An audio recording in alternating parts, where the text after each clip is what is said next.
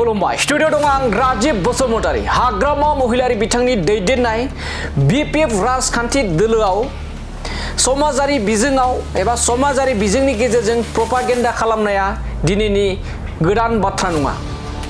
थारैनो नंगौ, बे अजदखौ जोंनिफ्राय होनाय जायाखै, बे अजदखौ होदों 42 नं उदालगुरि विधानसभा बियाबनि इउपिपिएलनि बिजाथि थामहिनबा दुलाराय बर' फरायसा आफादनि बारग' आफादगिरि दीपेन बर' बिथाङा बे गोख्रों अजदखौ दैखांदों।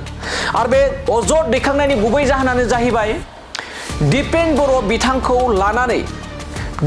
बिथांखौ लानानै बीपीएफनि माखासे फेसबुक पेज सालायग्रा जाय पेजआ राजखान्थि बिथिङाव थानानै प्रपागेन्डा खालामबाय थायो, जाय पेजखौ लानानै गोबां जोंनि समाजारि बिजोङाव गुबुंले खालामबाय थायो।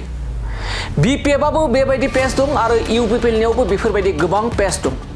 नाथाय बेनि गेजेरावनो दीपेन बर' बिथांखौ लानानै समाजारि बिजोङाव आमार दतमा बीपीएफ होननाय मोनसे पेजजों लोगोसे आरो माखासे पेजआव बीपीएफनि पेजआव दीपेन बर' बिथाङा एनडिएनो भट होनांगौ होननानै बिथाङा दाबि दैखांदों होननानै बिथांखौ ससियेल मिडियानि गेजेरजों मोनसे प्रपागेन्डा खालामदोंमोन। बेखौ रिजायनानै बाथ्रा बुंदों दीपेन बर' बिथाङा जे बीपीएफआ जे समाजारि बिजोङाव बेफोरबायदि गुबुंले खालामनाय प्रपागेन्डा खालामनाया दिनैनि बे गोदान बाथ्रा नङा। थांनाय गोलाव समनिफ्रायनो हाग्रामा महिलारि बिथांनि माखासे सेला बेलाफोरा बेफोरबायदि खामानि मावबोदों होननानै अजद दैखांनानै गोख्रों बाथ्रा बुंथिदों दीपेन बर' बिथाङा।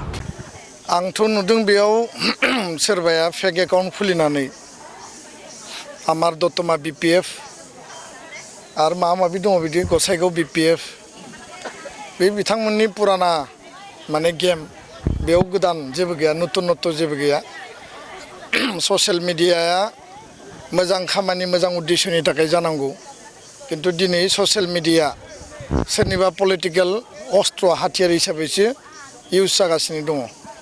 आरो बेखायनो समाजारि बिजोङाव माने ससियेल मिडियायाव एनडिएनो भट होनांगौ होननानै जि मोनसे भुवा प्रपागान्डा खालामदों, बेखौ रायजोआ रावबो बुजि गैया।